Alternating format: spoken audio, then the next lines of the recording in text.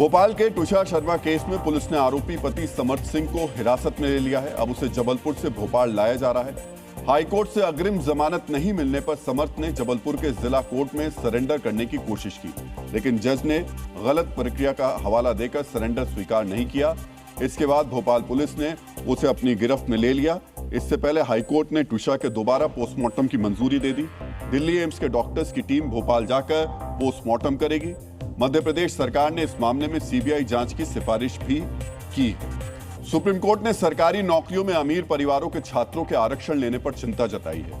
एक मामले की सुनवाई के दौरान जस्टिस नागरत्ना ने सवाल किया कि अगर माता पिता अच्छी नौकरी में हैं तो उनके बच्चों को आरक्षण का लाभ क्यों मिलना चाहिए। जस्टिस नागरत्ना ने कहा कि शिक्षा और आर्थिक मजबूती से सामाजिक स्थिति में सुधार आता है। अगर ऐसे परिवारों के बच्चे भी आरक्षण लेते रहेंगे तो समाज कभी इस व्यवस्था से बाहर नहीं निकल पाएगा। ये मामला कर्नाटक से जुड़ा है, जहां याचिकाकर्ता को क्रीमी लेयर के आधार पर आरक्षण के दायरे से बाहर रखा गया था। सुप्रीम कोर्ट सीबीएसई की 3 भाषा की नीति के खिलाफ सुनवाई के लिए तैयार हो गया है। चीफ जस्टिस ने इस मामले को अगले हफ्ते सुनवाई के लिए लिस्ट करने का भरोसा दिया है। सीबीएसई की इस नीति के तहत 9वीं क्लास के छात्रों के लिए 3 भाषाएं पढ़ाना अनिवार्य कर दिया गया है। वरिष्ठ वकील मुकुल रोहतगी ने याचिका लगाते हुए कहा कि अचानक 9वीं क्लास के लिए नई नीति लागू कर दी गई है, इससे अफरा तफरी मच गई है। उत्तराखंड सरकार ने सड़कों पर नमाज को लेकर सख्त रुख अपनाया है। मुख्यमंत्री पुष्कर सिंह धामी ने कहा है कि देवभूमि में सड़कों को बाधित करने की अनुमति किसी भी कीमत पर नहीं दी जाएगी। उन्होंने कहा कि आस्था का सम्मान है, लेकिन कानून और व्यवस्था से ऊपर कोई नहीं हो सकता। उधर दिल्ली सरकार ने बकरीद को लेकर सख्त गाइडलाइंस जारी की हैं। इसके तहत गोवंश और दूसरे प्रतिबंधित जानवरों की कुर्बानी को पूरी तरह गैर कानूनी बताया गया है। ऐसा करने वालों पर आपराधिक मुकदमा दर्ज किया जाएगा। आरबीआई ने वित्त वर्ष 2025-26 के लिए केंद्र सरकार को 2,87,000 करोड़ रुपए का डिविडेंड देने की मंजूरी दी है। आरबीआई के सेंट्रल बोर्ड की बैठक में यह फैसला लिया गया। यह अब तक का सबसे बड़ा डिविडेंड भुगतान है। पिछले साल आरबीआई ने 2,69,000 करोड़ का लाभांश दिया था। इस बार पिछले साल की तुलना में 7% अधिक रकम दी जा रही है। राज्यसभा की 26 सीटों के लिए 18 जून को चुनाव होगा। उसी दिन नतीजे घोषित किए जाएंगे। ये चुनाव 12 राज्यों की राज्यसभा सीटों के लिए है। आंध्र प्रदेश, गुजरात और कर्नाटक की 4-4 सीटों पर चुनाव होगा, जबकि मध्य प्रदेश और राजस्थान की 3-3 सीट पर जिन बड़े नेताओं का कार्यकाल खत्म हो रहा है, उनमें कांग्रेस अध्यक्ष मल्लिकार्जुन खड़गे, मध्य प्रदेश के पूर्व मुख्यमंत्री दिग्विजय सिंह और पूर्व प्रधानमंत्री एचडी देवेगौड़ा शामिल हैं। डीएनए मित्रों, आज विश्लेषण की शुरुआत हम स्वामी विवेकानंद के विचार से करेंगे। स्वामी विवेकानंद कहते थे, युवा ही राष्ट्र की वास्तविक शक्ति है, युवा ही हमारे समाज और राष्ट्र का भविष्य है। लेकिन आज हमारे देश के युवाओं को कुछ मुट्ठी भर लोग कॉकरोच समझ रहे हैं। वो मुट्ठी भर लोग भारत को गटर और युवाओं को कॉकरोच बता रहे हैं। आज हम उन्हीं मुट्ठी भर लोगों के देश विरोधी एजेंडे का सच आपके सामने लाएंगे। जो मुट्ठी भर लोग हमारे देश के युवाओं को कॉकरोच समझते हैं, उन्हें आज हम भारतीय युवाओं की ताकत दिखाएंगे। आज उन्हें पता चलेगा भारत के युवा दुनिया में सर्वश्रेष्ठ हैं। आज उन्हें एहसास होना चाहिए कि भारतीय युवाओं की तुलना कॉकरोच से करके उन्होंने कितना बड़ा अपराध किया है। युवा मित्रों, आज आपको जानना चाहिए, जिस कॉकरोच जनता पार्टी का जन्म सोशल मीडिया पर सिर्फ 7 दिन पहले हुआ, उसे कैसे पाकिस्तान और तुर्की जैसे भारत विरोधी देशों से भारी संख्या में सपोर्ट मिल रहा है। जिसके फॉलोअर्स 7 दिन में ही 2 करोड़ से ज्यादा हो गए, उनमें पाकिस्तानी फॉलोअर्स की संख्या कितनी है, यह भी आज आप जानेंगे। मित्रों, पंडित जवाहरलाल नेहरू ने कहा था कि देश का भविष्य उसके युवाओं के हाथ में होता है। भारत का सौभाग्य है कि यहां की 40% से ज्यादा आबादी युवा है, लेकिन दूषित विचारों से भरे कुछ एजेंडाधारी इन युवाओं को टारगेट कर रहे हैं। उनके दिलो दिमाग में अपनी निकृष्टता का भाव भरने की कोशिश कर रहे हैं। इसी का नतीजा है कॉकरोच जनता पार्टी। वो कॉकरोच जनता पार्टी जो सोशल मीडिया पर 16 मई को बनी और आज सोशल मीडिया के अलग अलग प्लेटफॉर्म्स पर उसके करोड़ों फॉलोअर्स हैं। सबसे पहले समझिए कि अचानक सोशल मीडिया पर यह कॉकरोच क्रांति कहां से आई। मित्रों, हुआ यह कि 15 मई को सुप्रीम कोर्ट के मुख्य न्यायाधीश सूर्यकांत ने एक टिप्पणी करते हुए कॉकरोच और पैरासाइट शब्द का प्रयोग किया। उन्होंने कहा था कि कुछ युवा कॉकरोच की तरह हैं, जिन्हें कोई रोजगार नहीं मिलता या पेशे में कोई जगह नहीं मिलती। वो मीडिया, सोशल मीडिया या आरटीआई कार्यकर्ता बनकर सिस्टम पर हमला करने लगते हैं। उन्होंने ऐसे लोगों को समाज के परजीवी भी कहा था। चीफ जस्टिस सूर्यकांत की इस टिप्पणी से आहत लोगों ने सवाल उठाया। लोग आक्रोशित दिखे तो अगले ही दिन उन्होंने इस पर लिखित स्पष्टीकरण जारी किया। चीफ जस्टिस ने साफ किया कि उनकी मौखिक टिप्पणियों को गलत संदर्भ में पेश किया गया। उन्होंने कहा कि उनकी आलोचना देश के बेरोजगार युवाओं के खिलाफ बिल्कुल नहीं थी। चीफ जस्टिस ने बाकायदा बताया कि उन्हें देश के युवाओं पर गर्व है। इस बीच सोशल मीडिया पर कॉकरोच ट्रेंड करने लगा। यही मौका देखकर सोशल मीडिया के अलग अलग प्लेटफॉर्म्स पर कॉकरोच जनता पार्टी के नाम के अकाउंट पर फॉलोअर्स बढ़ने लगे। अब जो हम आपको बताने जा रहे हैं उसे बहुत ध्यान से सुनिएगा। सोशल मीडिया पर यह अकाउंट अमेरिका में बना और दूसरी बात, अकाउंट अप्रैल में ही बना था। जैसे ही सुप्रीम कोर्ट के मुख्य न्यायाधीश ने कॉकरोच शब्द का प्रयोग किया, वैसे ही उस अकाउंट का नाम बदलकर कॉकरोच जनता पार्टी कर दिया गया। किसी भी मेगा सेलिब्रिटी के अकाउंट पर 50,000 फॉलोअर्स हर दिन बढ़ते हैं। दुनिया के सबसे बड़े पॉप स्टार का इंस्टाग्राम अकाउंट हो या किसी बॉलीवुड सुपरस्टार का, किसी को भी 1 करोड़ फॉलोअर्स जोड़ने में महीनों लग जाते हैं। लेकिन कॉकरोच जनता पार्टी के अकाउंट पर हर मिनट 8,000 से 16,000 फॉलोअर्स बढ़ रहे हैं। 6 दिन में ही 2 करोड़ से ज्यादा फॉलोअर्स हो गए। ये असाधारण आंकड़ा किसी एजेंडे के बगैर असंभव सा लगता है। मित्रों, अमेरिका से चलाए जा रहे सोशल मीडिया अकाउंट को एक राजनीतिक पार्टी की तरह पेश किया गया। जिस तरह राजनीतिक पार्टियां घोषणा पत्र जारी करती हैं, उसी तरह कॉकरोच जनता पार्टी ने भी घोषणा पत्र जारी किया। इस पार्टी ने अपने आधिकारिक बायो और बयान में साफ लिखा, ये युवाओं का, युवाओं द्वारा और युवाओं के लिए है। कॉकरोच जनता पार्टी ने अपने ऑफिशियल पेजों पर सदस्यता के लिए उन युवाओं को तरजीह देने की बात कही जो इंटरनेट और सोशल मीडिया पर 24 घंटे सक्रिय रहते हैं। मित्रों, एक बार में आपको लगेगा ये व्यंग्य है। व्यंग्यात्मक तरीके से सिस्टम पर सवाल उठाने के लिए इस तरीके के प्रयोग किए गए हैं, लेकिन ऐसा बिल्कुल भी नहीं है। इस भ्रम में मत रहिएगा कि यह व्यंग्य है। यह 100% कुंठा क्लब का एजेंडा है। अगर यह व्यंग्य होता तो 3 घंटे में इसके 30 लाख फॉलोअर्स नहीं बनते। अगर यह एजेंडा नहीं होता तो चीफ जस्टिस ऑफ इंडिया की टिप्पणी के बाद सरकार के खिलाफ यह मोर्चाबंदी नहीं करते। अगर यह एजेंडा नहीं होता तो इसके फॉलोअर्स सिर्फ वही नहीं होते जो वर्तमान में विरोध की जो एक मशाल होती है, बात बात पर उठाने की बात करते हैं। मित्रों, इस कॉकरोच जनता पार्टी में कॉकरोच कौन है, किसके लिए प्रयोग किया जा रहा है? देश के युवाओं के लिए। सोचिए, जो कॉकरोच गंदे नालों, कचरे और सड़ते हुए भोजन में रहते हैं, जो अपने पैरों और शरीर पर लाखों बैक्टीरिया लेकर घूमते हैं, जिसकी वजह से इंसानों में गंभीर एलर्जी और अस्थमा जैसी बीमारी हो सकती है, उससे देश के नौजवानों की तुलना की जा रही है। सोचिए, देश के युवाओं को कुछ एजेंडाधारी कितना निकृष्ट समझ रहे हैं। असली व्यंग्य में कभी अपने देश के युवाओं को कॉकरोच नहीं बुलाया जाता। व्यंग्य सत्ता पर होता है, नागरिकों की पहचान पर नहीं। व्यंग्य वो होता है जो देश को जगाए। ये वो हथियार है जो भारत के युवाओं को उनकी ही नजरों में गिराने के लिए बनाया गया। इसलिए व्यंग्य नहीं है, ये एजेंडा है। डीएनए मित्रों, डॉक्टर एपीजे अब्दुल कलाम ने कहा है कि युवा राष्ट्र की सबसे बड़ी शक्ति और सबसे बड़ी आशा होते हैं। लेकिन उस शक्ति और उम्मीद की तुलना कुछ एजेंडाधारी लोग कॉकरोच जैसे निकृष्ट जीव से कर रहे हैं। युवाओं की कॉकरोच से तुलना करने वालों के मन में देश के युवाओं के लिए सहानुभूति नहीं, बल्कि घृणा की पराकाष्ठा है। भारतीय युवाओं से घृणा करने वालों को यह नहीं पता कि जिन भारतीय युवाओं को वो कॉकरोच बताकर अपने जेनजी क्रांति की महत्वाकांक्षा पूरी करना चाहते हैं, वो क्या है। दूषित मानसिकता वाले ऐसे वैचारिक बेईमानों को यह नहीं पता, जिन्हें वो कॉकरोच कहकर अपमानित कर रहे हैं, उन युवाओं ने 5-7 सालों में तरक्की की नई परिभाषा गढ़ी है। साल 2016 तक देश में सिर्फ 500 मान्यता प्राप्त स्टार्टअप थे। दिसंबर 2025 तक यह आंकड़ा 2 लाख के पार पहुंच चुका है। यानी 9 साल में 400 गुना वृद्धि हुई। और ये देश के उन्हीं ऊर्जावान नौजवानों ने की जिन्हें संकीर्ण मानसिकता वाले एजेंडाधारी कॉकरोच समझ रहे हैं। आज भारत दुनिया का तीसरा सबसे बड़ा स्टार्टअप इकोसिस्टम है। इन स्टार्टअप्स ने करीब 22 लाख प्रत्यक्ष नौकरियां पैदा की। इनमें IT, health care, life sciences और प्रोफेशनल सेवाएं शामिल हैं।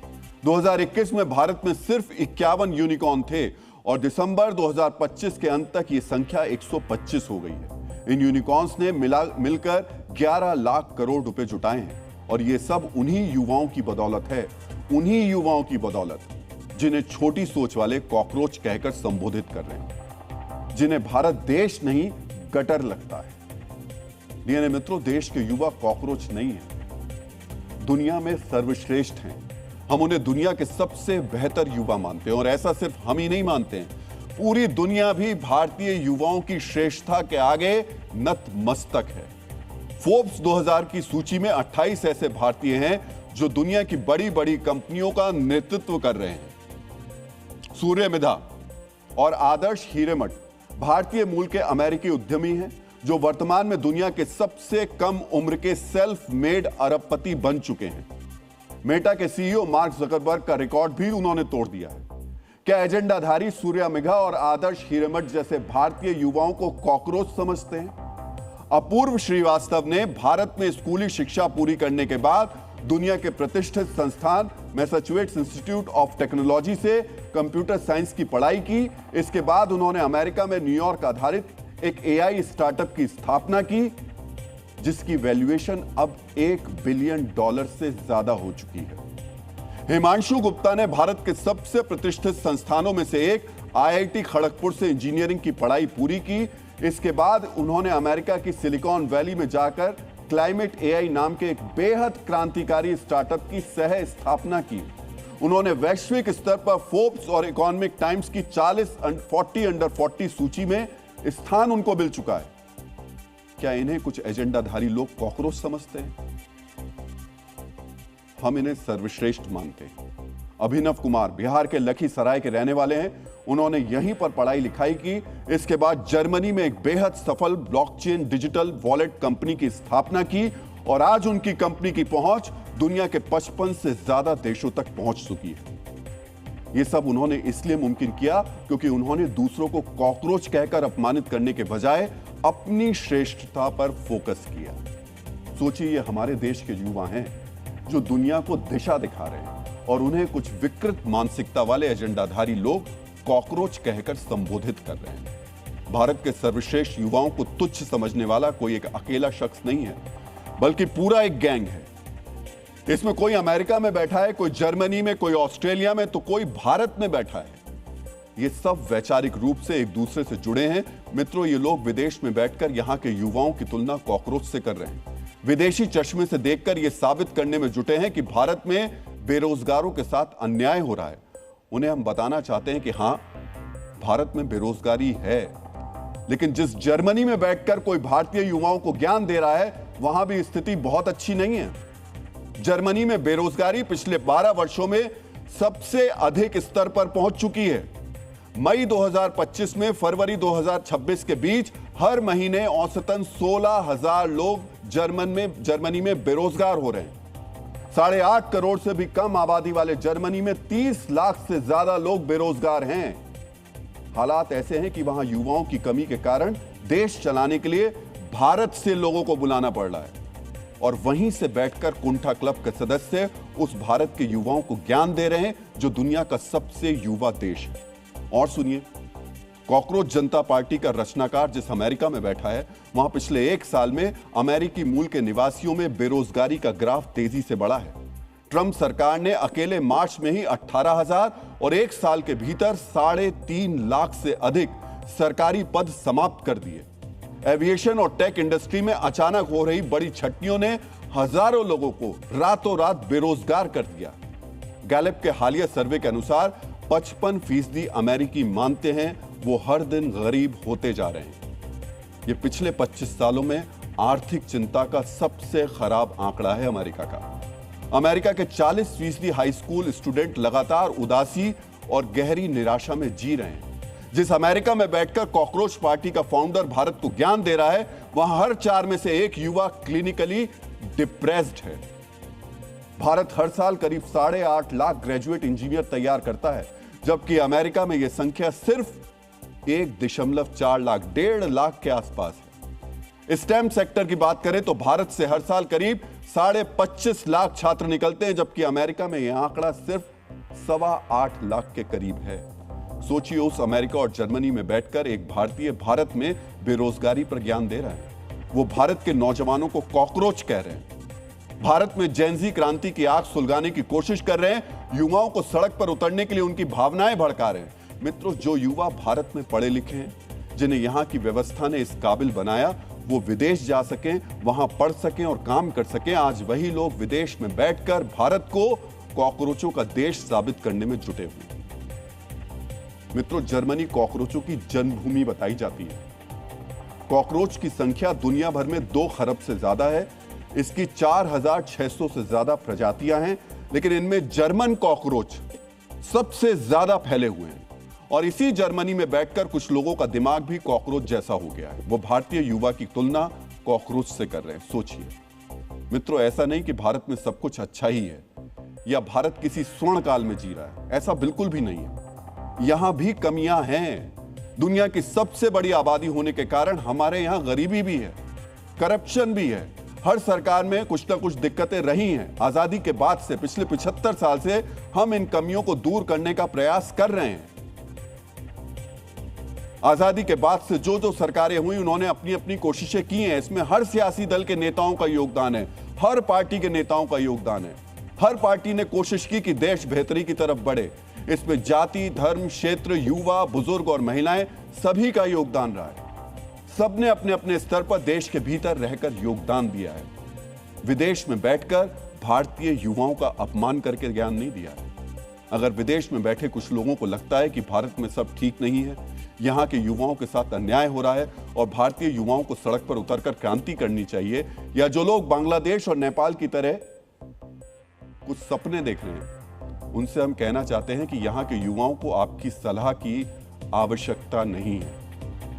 जब जब देश को लगा, जब जब यहाँ के युवाओं को लगा सड़क पर उतरना चाहिए, वो उतरे हैं। उन्होंने एक से एक बढ़कर क्रांतियां की हैं। इसी देश के युवाओं ने 1974 में जेपी आंदोलन किया और भारत की सत्ता बदल दी।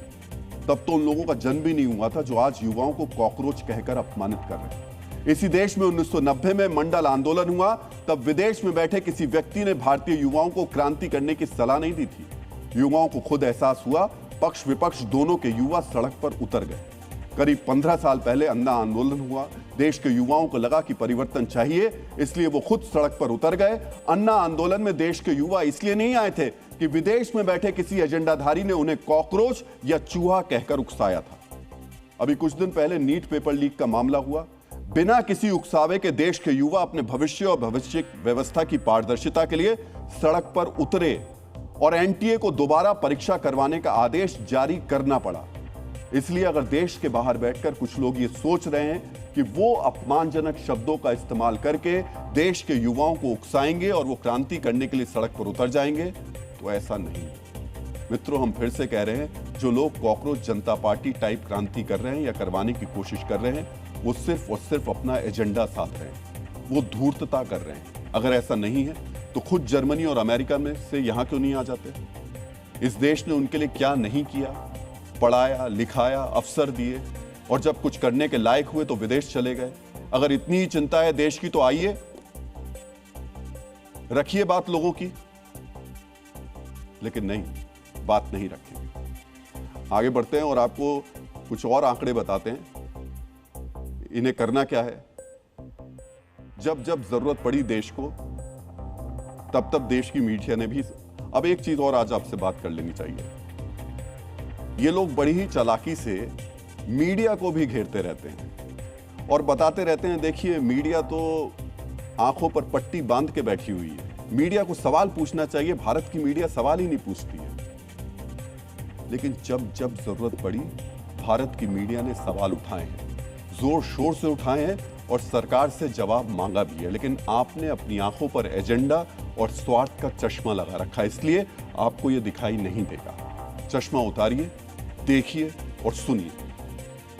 जब अभी नीट का पेपर लीक हुआ, तब भी हमने सवाल उठाया, और जब 2024 में नीट पेपर लीक हुआ था, तब भी हमने सरकार और व्यवस्था दोनों पर सवाल उठाए। और आज ये जो हम है ना, ये सिर्फ एक चैनल की बात नहीं कर रहे हैं।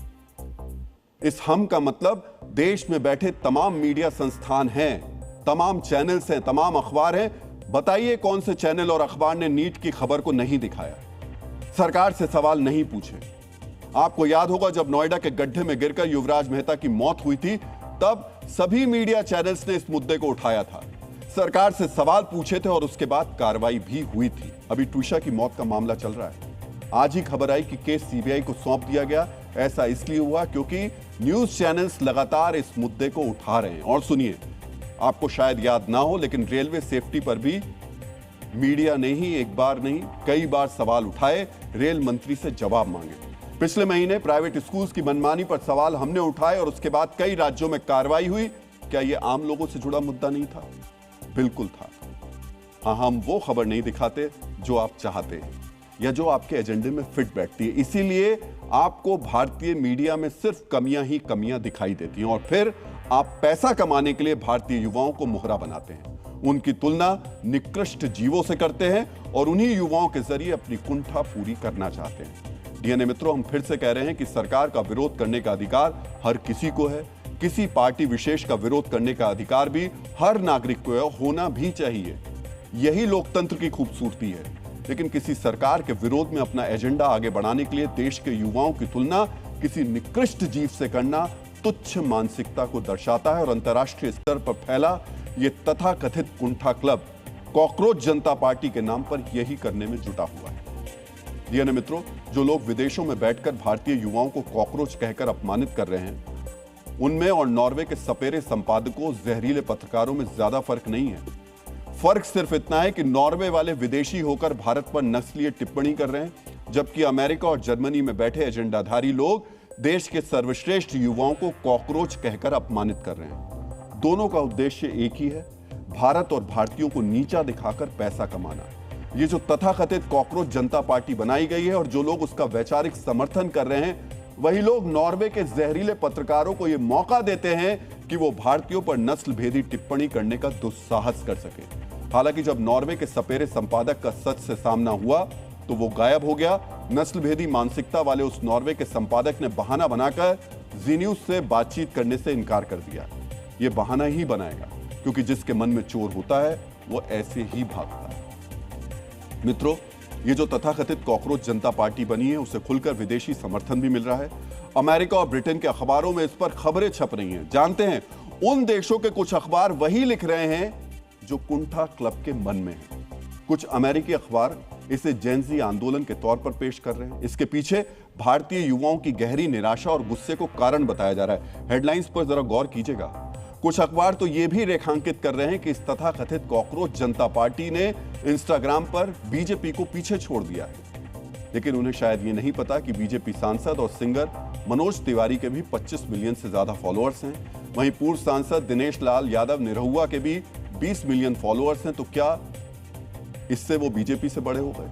मित्रों, जो लोग इस तथाकथित कॉकरोच पार्टी के फॉलोअर्स की संख्या बताकर बड़ा बनाने में लगे हैं, वो असल में कुंठा क्लब के एजेंडा को आगे बढ़ा रहे हैं। मित्रों, इस तथाकथित कॉकरोच पार्टी के 2 करोड़ से ज्यादा फॉलोअर्स कैसे हुए, ये भी जान लीजिए। इस कॉकरोच पार्टी के फॉलोइंग बढ़ाने में पाकिस्तान के लोगों की भी बड़ी भूमिका है। ध्यान से सुनिएगा। इसके फॉलोअर्स में करीब 49%, यानी 100 में से 49 अकाउंट पाकिस्तान से जुड़े बताए जा रहे हैं। इसके अलावा बांग्लादेश और तुर्की के लोग भी इसे फॉलो कर रहे हैं और इसके नैरेटिव को आगे बढ़ाने में जुटे हैं। हमारी बाईं तरफ दिखाई जा रही तस्वीरों में आप देख सकते हैं किस तरह बड़ी संख्या में पाकिस्तानी, बांग्लादेशी और तुर्की के लोग इस तथाकथित कॉकरोच पार्टी के एजेंडे को आगे बढ़ाने। मित्रों, हम फिर दोहरा रहे हैं, अगर ये सिर्फ व्यंग्य होता तो फिर लाहौर, ढाका और इस्तांबुल में बैठे लोगों को इससे क्या मतलब था? लेकिन उन्हें मतलब है, क्योंकि वो सिर्फ व्यंग्य नहीं है, बल्कि भारतीय युवाओं को अपमानित करने और भारतीय समाज को भड़काने वाला एक एजेंडा प्रतीत होता है। और दुर्भाग्य देखिए कि युवाओं की तुलना एक निकृष्ट जीव से कर उन्हीं युवाओं को भड़काने की कोशिश की जा रही है। डीएनए मित्रों, पाकिस्तान में बैठे वैचारिक कॉकरोच जहां भारत के युवाओं को भड़का रहे हैं, वहीं पाकिस्तान में कुछ कॉकरोच ऐसे भी हैं जिन्हें बंगाल में सत्ता परिवर्तन पसंद नहीं आ रहा है। अब यही पाकिस्तानी कॉकरोच बंगाल में सत्ता परिवर्तन का प्रतीक बनी एक तस्वीर के साथ जुड़े झालमुड़ी बेचने वाले एक सामान्य दुकानदार को धमकी दे रहे हैं। मित्रों, बंगाल चुनाव के दौरान झारग्राम के जिस दुकानदार के यहां पीएम नरेंद्र मोदी ने झालमुड़ी खाई थी, उन्हें पाकिस्तान के नंबर से धमकियां मिल रही हैं। विक्रम नाम के इस दुकानदार को पहले फोन और वीडियो कॉल के जरिए जान से मारने की धमकी दी गई। कॉल करने वाले लोग उनकी दुकान उड़ाने की धमकी दे रहे थे। एक वीडियो कॉल में कुछ लोगों ने उन्हें हथियार भी दिखाए। इसके बाद उन्हें धमकियों से भरे मैसेज किए गए। पाकिस्तान के अलावा उन्हें बांग्लादेश से भी धमकियां दी जा रही हैं। धमकी मिलने के बाद से विक्रम चिंता में है। अब उन्होंने अज्ञात नंबर से फोन उठाने बंद कर दिए हैं। उनका परिवार भी घबराया हुआ। पाकिस्तान से फोन आ रहा है, धमकी दे रहा है, बम से उड़ा देंगे। और वीडियो कॉल हम रिसीव किए थे तो उन लोग ग्रुप में बहुत तरह के हथियार दिखा रहा था। हम उनको कुछ भी नहीं बोले, फोन कट कर दिए। फिर एक फोन में आ रहा है अभी जिंदा हो या नहीं हो, ये बांग्लादेश से आ रहा है। बार बार हमें परेशान कर रहा है। ऑडियो कॉल में बहुत फोन आ रहा है, गाली गलौज कर रहे हैं। बहुत डरे हुए हैं, जान के खतरा है तो बहुत तरह की टेंशन भी है। विक्रम ने धमकी मिलने की शिकायत स्थानीय पुलिस से की। पुलिस ने एफआईआर दर्ज करके जांच शुरू कर दी है। विक्रम को सुरक्षा भी दी गई है। सीआरपीएफ को विक्रम की सुरक्षा में लगाया गया है। 3 जवानों को विक्रम की सुरक्षा में तैनात किया गया है। साथ ही पुलिस को भी सुरक्षा ड्यूटी में लगाया गया है। लेकिन सवाल ये कि आखिर एक छोटे मोटे दुकानदार से किसी की क्या दुश्मनी हो सकती है, वो भी पाकिस्तान में बैठे किसी शख्स को जिसने उसे कभी देखा भी नहीं होगा। ये समझने के लिए आपको थोड़ा पीछे चलना होगा। यानी मित्रों, बंगाल चुनाव के दौरान विक्रम की दुकान पर प्रधानमंत्री मोदी का झालमुड़ी खरीदकर खाना एक टर्निंग पॉइंट बना था। पहले चरण के चुनाव से पहले पीएम मोदी झारग्राम में रैली के बाद अचानक काफिला रोककर विक्रम की छोटी सी झालमुड़ी की दुकान पर रुके थे। सिर्फ 40 सेकंड का यह वीडियो सोशल मीडिया पर तुरंत वायरल हो गया था। झालमुड़ी बंगाल का स्ट्रीट फूड है। पीएम का इसे खाना बंगाल के लोगों की भावनाओं को छू गया। टीएमसी चुनाव में बाहरी बनाम बंगाली अस्मिता का नैरेटिव चला रही थी, वो नैरेटिव इससे ध्वस्त हो गया। झारग्राम की चारों सीटों पर बीजेपी ने जीत हासिल की। यहां तक कि जब बंगाल चुनाव के रुझान में बीजेपी की जीत होने लगी तो देश भर में बीजेपी कार्यकर्ताओं ने झालमुड़ी बांटकर जश्न मनाया। कुल मिलाकर पीएम का झालमुड़ी खाना चुनावी राजनीति में छोटे छोटे पलों के बड़े असर का सबसे बड़ा उदाहरण बन गया। शायद यही बात पाकिस्तान में बैठे कॉकरोच और भारत में मौजूद उनके वैचारिक साथियों को खटक रही है।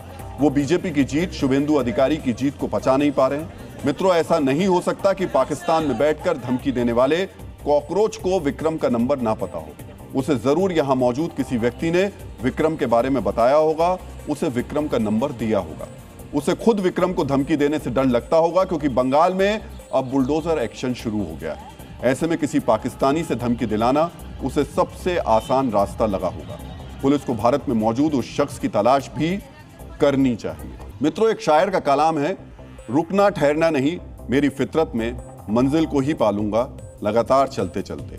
पश्चिम बंगाल की शुभेंदु सरकार पर यह कलाम इस समय सटीक बैठ रहा है। मदरसों में वंदे मातरम और ईद की कुर्बानी के बाद अब शुभेंदु सरकार का अगला मिशन है बांग्लादेश से घुसपैठ को पूरी तरह रोकना।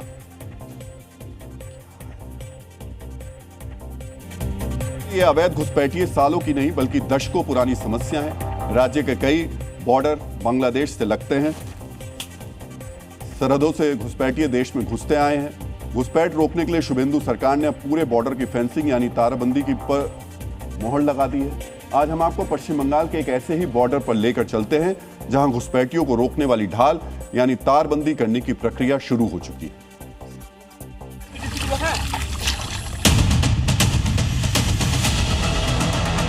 कुचबिहार जिला का मेटलीगंज विधानसभा का ये जो गांव है, इधर में फेंसिंग नहीं है। देखिए, ये जो इंडिया का जो पिलर है, उधर में बांग्लादेश और इधर इंडिया, और हम इस वक्त इंडिया में हूँ। अगर हम पूरा कोशिश करेंगे उसमें में, देखिए ऐसे में कोई भी घुस सकता है। देखिए, और इधर से इधर आ भी सकता है, कोई भी ऐसे आ सकता है इधर से बांग्लादेशी। इसीलिए इधर में अभी जमीन का जो काम है, ये काम जल्द से जल्द हो रहा है। इधर में फेंसिंग हो जाएगा। मित्रों, यहां आपको जानना चाहिए कि पश्चिम बंगाल और बांग्लादेश तकरीबन 2200 किलोमीटर का बॉर्डर साझा करते हैं। 1644 किलोमीटर यानी तकरीबन 75% बॉर्डर पर तारबंदी हो चुकी है। 569 किलोमीटर लंबे बॉर्डर पर अब भी तारबंदी नहीं हुई है। बॉर्डर के जिन हिस्सों पर तारबंदी नहीं हुई है वो पश्चिम बंगाल के 9 जिलों में आते हैं। अब आपके अंदर एक सवाल उठ रहा होगा, जब 75% बॉर्डर की तारबंदी हो गई तो 25% क्यों छूट गए? इस सवाल का जवाब है पश्चिम बंगाल की पूर्व टीएमसी सरकार और केंद्र के बीच तनातनी। वर्ष 2021 के बाद से बॉर्डर पर तारबंदी की प्रक्रिया बहुत धीमी हो गई थी। तारबंदी की रफ्तार रुकने की सबसे बड़ी वजह थी तत्कालीन सरकार। दरअसल ममता सरकार ने भूमि अधिग्रहण के लिए डायरेक्ट लैंड परचेज पॉलिसी बना दी थी। इस पॉलिसी के तहत सीधे जमीन के बड़े हिस्सों का अधिग्रहण नहीं हो सकता था। फेंसिंग करने वाली एजेंसी को एक एक जमीन मालिक से बात करनी पड़ती थी। अगर कोई जमीन मालिक अधिग्रहण के लिए राजी नहीं होता था तो उसकी संपत्ति पर तारबंदी नहीं की जा सकती थी। यही नीति तारबंदी में एक बाधा बन गई थी। अब राज्य में सत्ता परिवर्तन हुआ है तो नीतियों में भी परिवर्तन हुआ है। नीति बदली और घुसपैठियों को रोकने के लिए तारबंदी शुरू कर दी गई। बंगाल में सत्ता ही नहीं, आम आदमी की आवाज भी बदल गई है। पहले कहा जाता था कि तारबंदी के लिए भूमि अधिग्रहण से किसानों को परेशानी हो रही है। आज बॉर्डर पर रहने वाले लोग ही तारबंदी से खुश नजर आ रहे हैं। इतना दिन तक तो ये बॉर्डर खुला था, तो अभी इस दिन खुला रहने से सुरक्षा के लिए बहुत, देश के लिए बहुत टेंशन है। तो फेंसिंग होना से बहुत अच्छा होगा। इधर इतना दिन नहीं था, अभी हो रहा है, इसलिए थैंक यू बोलना चाहिए। कांटादार होने से हम लोग खुश होगा, बेरा होगा तो हम लोग खुश होगा कि बांग्लादेश को आतंकवादी जल्दी इधर आने नहीं सकते। चोर का दिन गया, अभी चोर का दिन गया, अभी आ गया। अभी जय श्री राम, डबल इंजन सरकार, ये पहले आना चाहिए था, पहले होना चाहिए था। पश्चिम बंगाल की धरती से घुसपैठियों को निकालना बीजेपी का मुख्य चुनावी एजेंडा रहा था। अब सरकार बन गई है तो चारों तरफ से घुसपैठियों पर प्रहार की तैयारी कर रही है। बॉर्डर पर तारबंदी के साथ साथ शहरों के अंदर भी घुसपैठियों पर शिकंजा कसा जा रहा है। इस कार्रवाई की शुरुआत की गई है रेलवे से। पश्चिम बंगाल की रेलवे पुलिस को घुसपैठियों की धरपकड़ के आदेश दिए गए हैं। रिपोर्ट्स के मुताबिक सरकार ने रेलवे पुलिस को कहा है घुसपैठियों को पकड़कर सीए के तहत कोर्ट में पेश न किया जाए, बल्कि पकड़े गए घुसपैठियों को बोगांव या बशीरहाट बॉर्डर पर भेजा जाए। इन दोनों बॉर्डर्स की व्यवस्था बीएसएफ यानी बॉर्डर सिक्योरिटी फोर्स संभालती है। हालांकि सरकार ने इस प्लान का पूरा खाका नहीं बताया है, लेकिन इस नीति से संकेत मिलते हैं कि शुभेंदु सरकार जल्द डिटेंशन सेंटर भी बनाने की तैयारी कर रही है। रेलवे घुसपैठियों के लिए राज्य में अंदर घुसने का सबसे बड़ा जरिया है। घुसपैठिए बॉर्डर पार करके आते हैं और फिर रेल रूट के जरिए कोलकाता जैसे बड़े शहरों तक पहुंच जाते हैं। इसी वजह से सरकार ने रेल रूट पर सख्त निगरानी का फैसला किया। मित्रों, चुनावी जीत के बाद शुभेंदु अधिकारी ने कहा था कि बंगाल में भी असम जैसा एंटी घुसपैठिया मॉडल लागू किया जाएगा। सरकार की सक्रियता असम मॉडल की तरफ ही बढ़ती हुई नजर आ रही है। घुसपैठ की समस्या निपटाने के लिए असम मॉडल को ही क्यों चुना गया, यह भी आपको आंकड़ों के जरिए हम समझा देते हैं। हेमंता बिस्वा शर्मा के पहले कार्यकाल में कुल 30,000 लोगों को विदेशी नागरिक घोषित किया गया था। इनमें से 2,000 से ज्यादा को वापस बांग्लादेश भेजा जा चुका है। इस दौरान 3,000 से ज्यादा घुसपैठियों को डिटेंशन सेंटर में रखा गया था। एक अनुमान के मुताबिक असम में तकरीबन 1.5 लाख से ज्यादा अवैध बांग्लादेशी घुसपैठिए हैं। हेमंता सरकार ने पिछले 5 साल में तकरीबन 20% की पहचान कर ली है। शायद इसी सक्सेस रेट की वजह से शुभेंदु सरकार भी असम के नक्शे कदम पर चलना चाह रही है। मित्रों, आज से 10 साल पहले केंद्र सरकार ने लोकसभा में बताया था कि देश में 2.25 करोड़ से लेकर 2 करोड़ तक बांग्लादेशी घुसपैठिए हो सकते हैं। इतनी बड़ी संख्या में घुसपैठियों को हटाना आसान काम नहीं है। काम भले ही आसान ना हो, लेकिन देश की सामाजिक और आर्थिक सुरक्षा के लिए घुसपैठियों को हटाना बेहद जरूरी है। डीएनए मित्रों, बंगाल के बॉर्डर पर घुसपैठ को रोकने के लिए फेंसिंग का काम शुरू हो गया है, लेकिन एक फेंसिंग की जरूरत केरल में भी महसूस हो रही है, जो सेकुलरिज्म के अतिवाद को राजनीतिक पार्टियों की सोच में प्रवेश करने से रोके, ताकि किसी राज्य के मुख्यमंत्री को शपथ ग्रहण के दौरान अपने पिता का नाम लेने पर अपनी ही पार्टी के नेताओं की आलोचना का झेलना ना पड़े। मित्रों, केरल में कांग्रेस नेतृत्व वाले यूनाइटेड डेमोक्रेटिक फ्रंट को एक दशक बाद सत्ता मिली और वीडी सतीशन ने केरल के नए मुख्यमंत्री के तौर पर शपथ ली। लेकिन इस शपथ पर विवाद शुरू हो गया और यह विवाद किसी विपक्षी पार्टी ने नहीं, कांग्रेस पार्टी के नेताओं ने ही खड़ा किया। सबसे पहले आप केरल के मुख्यमंत्री की शपथ को ध्यान से सुनिए, जिसके एक हिस्से पर उनकी पार्टी के अति सेकुलर नेताओं को घोर आपत्ति। मैं वड़ासेरी दामोदर मेनन सतीशन ईश्वर के नाम पर शपथ लेता हूं कि मैं विधि द्वारा स्थापित भारत के संविधान के प्रति सच्ची श्रद्धा और निष्ठा रखूंगा, कि मैं भारत की संप्रभुता और अखंडता को बनाए रखूंगा, कि मैं संविधान और कानून के अनुसार सभी प्रकार के लोगों के साथ बिना किसी भय या पक्षपात, स्नेह या द्वेष के न्याय करूंगा, और कि मैं केरल की जनता की सेवा तथा उनके कल्याण के लिए स्वयं को समर्पित करूंगा। डीएनए मित्रों, बहुत ध्यान से सुनने के बावजूद इस शपथ में आपको कुछ भी असामान्य या विवादित नहीं लगा होगा। केरलम के मुख्यमंत्री वीडी सतीशन ने पारंपरिक तरीके से अपना पूरा नाम बोला। वडस्सेरी दामोदर मेनन सतीशन। इसमें वडस्सेरी उनके पैतृक घर का नाम है, दामोदर मेनन पिता का नाम है और सतीशन खुद उनका नाम है। यह केरलम की पारंपरिक नामकरण प्रथा है जिसमें व्यक्ति के नाम में सबसे पहले मूल घर का नाम, उसके बाद पिता का नाम और आखिर में व्यक्तिगत नाम लगाया जाता है।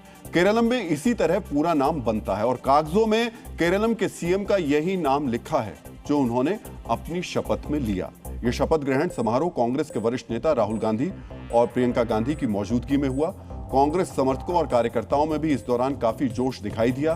किसी को कुछ भी गलत नहीं लगा, लेकिन इसी शपथ ग्रहण समारोह को कुछ कांग्रेसी नेता सेकुलरिज्म का चश्मा लगाकर देख रहे थे और उन्होंने इस चश्मे से केरलम के मुख्यमंत्री के पिता के नाम में शामिल उनकी जाति उनको दिखाई देने लगी। केरलम के मुख्यमंत्री के नाम वडस्सेरी दामोदर मेनन सतीशन में मेनन सरनेम उनके अगड़ी जाति के होने की जानकारी दे रहा था। मित्रों, मेनन एक टाइटल है जो नायर समुदाय के लोग इस्तेमाल करते हैं। पुराने समय में यह टाइटल प्रशासनिक या राजकीय सेवा से जुड़े लोगों को दिया जाता था। केरलम की सामाजिक संरचना में इसे आमतौर पर सवर्ण हिंदू जातियों में गिना जाता है। कांग्रेस के कुछ नेताओं को यह बात बहुत बुरी लगी कि वीडी सतीशन ने शपथ ग्रहण के दौरान अपना पूरा नाम क्यों लिया। केरलम की परंपरा के अनुसार नाम के साथ पिता का पूरा नाम क्यों जोड़ा। इससे नाराज कांग्रेस नेताओं ने सोशल मीडिया पर अपने ही मुख्यमंत्री के खिलाफ मोर्चा खोल दिया। कांग्रेस नेता जिंटो जॉन ने फेसबुक पोस्ट लिखा जिसमें उन्होंने सतीशन का नाम नहीं लिया, लेकिन स्पष्ट इशारा करते हुए लिखा, ये थेक्कुम काटिल जॉन रोमन कैथोलिक जिंटो नहीं है, बस जिंटो जॉन काफी है। भले ही ये नाम थोड़ा कम प्रभावशाली लगे, लेकिन जाति की पूंछ नहीं ढोने वाली कांग्रेस ज्यादा समावेशी होती है। मेरी राजनीति भी मेरे विश्वासों से तय होती है, जो थोड़ी वामपंथी झुकाव वाली कांग्रेसी चेतना है। मित्रों, कांग्रेस नेता जिंटो जॉन ने इस पोस्ट के जरिए संदेश, वो अपने नाम में अपनी पूरी जाति धर्म आधारित पहचान नहीं लगाते, ये संदेश दिया। लेकिन मुख्यमंत्री सतीशन ने शपथ ग्रहण के दौरान नाम के साथ मेनन लगाकर जाति की पहचान को बढ़ावा दिया।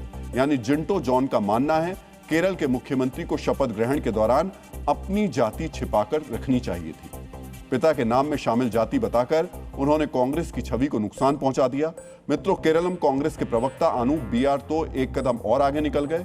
उन्होंने भी सोशल मीडिया पोस्ट लिखकर सवाल पूछा, 2021 की शपथ में सिर्फ वीडी सतीशन था, अब अचानक मेनन क्यों आ गया।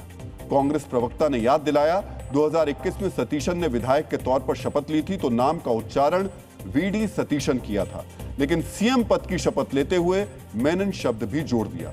अनूप वीआर ने आगे लिखा, केरलम में जाति अभी भी सामाजिक पूंजी और शक्ति की तरह काम करती है।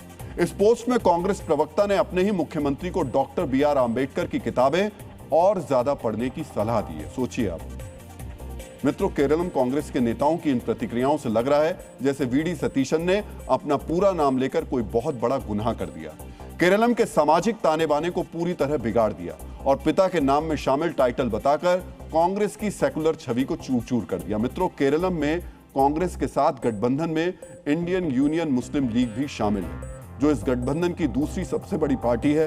हालांकि सहयोगियों ने सतीशन की शपथ पर सवाल नहीं उठाया, लेकिन केरलम कांग्रेस के नेता भड़क गए। इसके बाद मुख्यमंत्री को भी सफाई देनी पड़ी। आज आपको वीडी सतीशन का यह बयान भी ध्यान से सुनना चाहिए। अपने पिता का नाम लेने में क्या गलत है? मेरे पिता का नाम यही है। मुझे अपनी माँ का नाम भी नहीं ले पाने का दुख है। दोनों मेरे एमएलए बनने से पहले ही गुजर चुके हैं। मैंने सोचा कि पिता का नाम भी ले लूं। मैंने अपना पूरा नाम पढ़ा। सामान्यतः ऐसा ही होता है ना, पासपोर्ट में भी तो वैसे ही लिखा होता है। डीएनए मित्रों, कांग्रेस के कुछ नेताओं को शपथ के दौरान वीडी सतीशन के जाति बताने से आपत्ति हो सकती है। केरल के मुख्यमंत्री हिंदू सवर्ण जाति से ताल्लुक रखते हैं, वो इसे छिपाने को अपनी पार्टी के लिए हितकर मानते हैं, लेकिन मुख्यमंत्री सतीशन ने अपने पिता का नाम लेने के फैसले का बचाव किया और वो आगे भी अपने माता पिता का नाम बताते रहेंगे। डीएनए मित्रों, सतीशन केरलम के सीएम हैं। केरलम ऐसा राज्य है जहां से देश में मानसून की शुरुआत होती है और इस बार मानसून के आने का इंतजार पहले से कहीं ज्यादा है। ऐसा इसलिए क्योंकि इस बार गर्मी नहीं, भीषण गर्मी पड़ रही है और इसका असर यह है कि कश्मीर में लू चल रही है। लू की वजह से कश्मीर आने वाले टूरिस्ट निराश हो रहे हैं। सोचिए, कश्मीर में लू चल रही है। इधर दिल्ली की झीलें भी सूख रही हैं। ये तस्वीर जो आप मेरी बाईं तरफ देख रहे हैं, ये दिल्ली के संजय नगर झील की है। गर्मी इतनी ज्यादा है कि झील सूख चुकी है, पानी दिखाई नहीं दे रहा है। मित्रों, दुनिया के जिन 22 सबसे गर्म शहरों में आज पारा 47 डिग्री सेल्सियस से ऊपर रिकॉर्ड किया गया, वो सभी के सभी शहर हमारे देश के ही हैं। इनमें से 13 शहर तो सिर्फ उत्तर प्रदेश के हैं। इसके अलावा ओडिशा का बोलंगीर और बिहार का सासाराम 48 डिग्री सेल्सियस के साथ दुनिया में सबसे गर्म शहर रहा। मित्रों, हम इस गर्मी को जंग से भी ज्यादा भयानक क्यों कह रहे हैं, यह भी आपको जानना चाहिए। वैश्विक संस्थाओं के आंकड़ों के मुताबिक दुनिया भर के तमाम छोटे बड़े युद्धों और सैन्य ऑपरेशन में हर साल लगभग 1,60,000 लोगों की जान जाती है। यह आंकड़ा अपने आप में बहुत बड़ा है। अब गर्मी वाली जंग के आंकड़े को सामने रखकर देखिए। प्रतिष्ठित मेडिकल जर्नल द लेसेंट की रिपोर्ट के मुताबिक दुनिया भर में हर साल भीषण गर्मी और हीट वेव के कारण 5,46,000 से ज्यादा लोगों की मौत हो रही है। यानी दुनिया के तमाम युद्धों में जितनी जान जाती है, उससे 3 गुना से भी ज्यादा लोगों की जान हर साल गर्मी से जा रही है। यानी इस लिहाज से गर्मी जंग यानी युद्ध से भी 3 गुना ज्यादा खतरनाक है। और इस बार गर्मी वाकई भीषण है, इतनी भीषण कि हिल स्टेशन भी तप रहे हैं। बर्फबारी के लिए प्रसिद्ध कश्मीर में गर्मी पड़ रही है।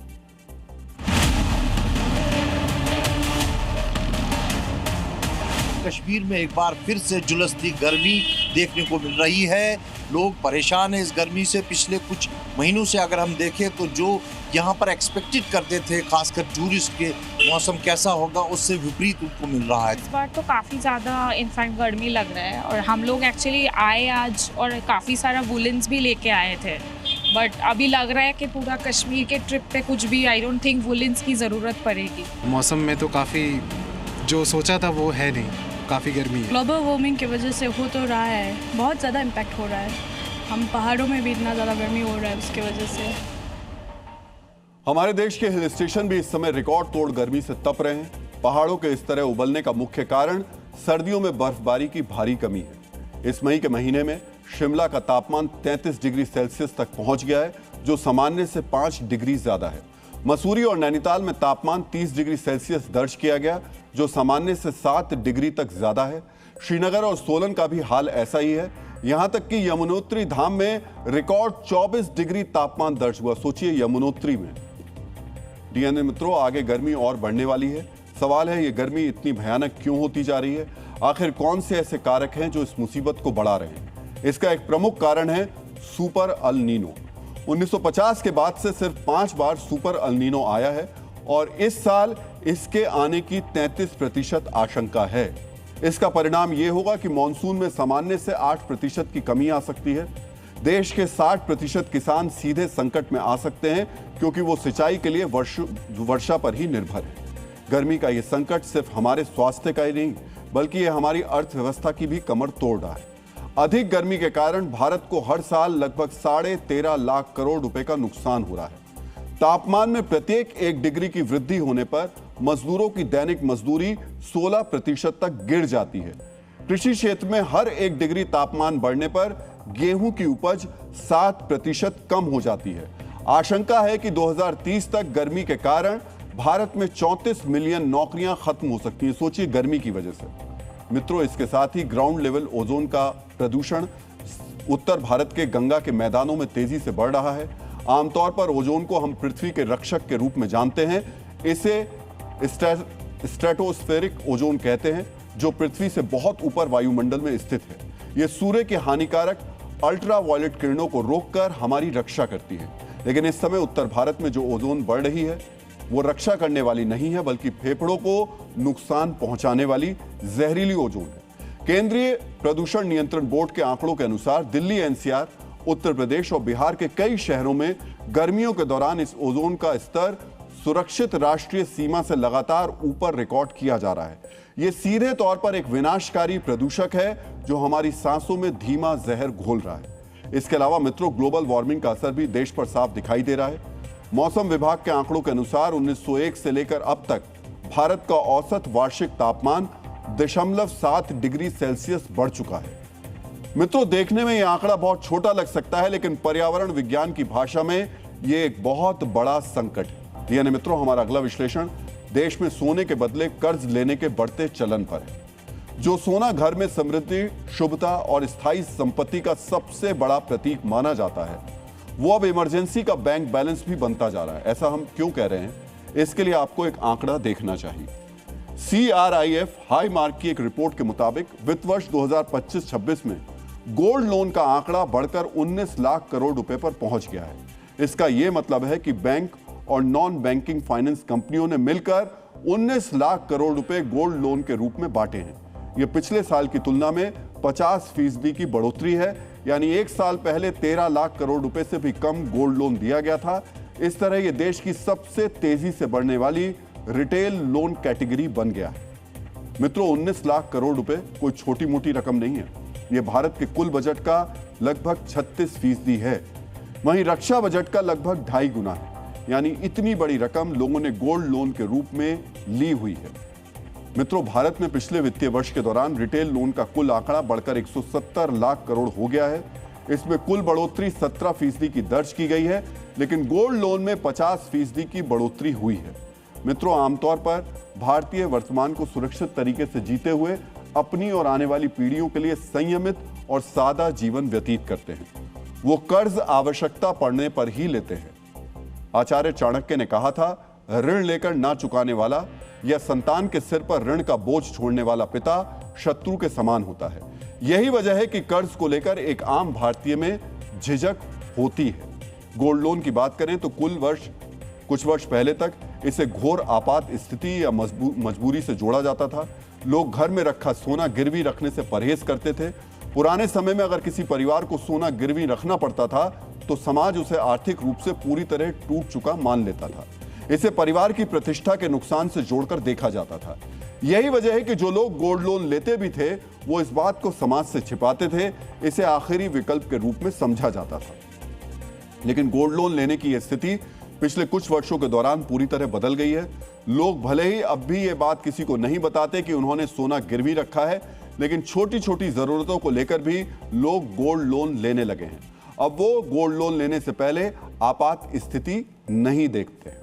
मित्रों, पारंपरिक रूप से दक्षिण भारत का इस बाजार में लगभग 80% हिस्सा होता था, लेकिन अब उत्तर के राज्यों में भी गोल्ड लोन लेने वालों की संख्या तेजी से बढ़ रही है। आपको इसका कारण भी जानना चाहिए। गोल्ड के बदले बैंक और वित्तीय संस्थानों से लोन आसानी से मिल जाता है। बहुत ज्यादा कागजी कार्रवाई नहीं करनी पड़ती है।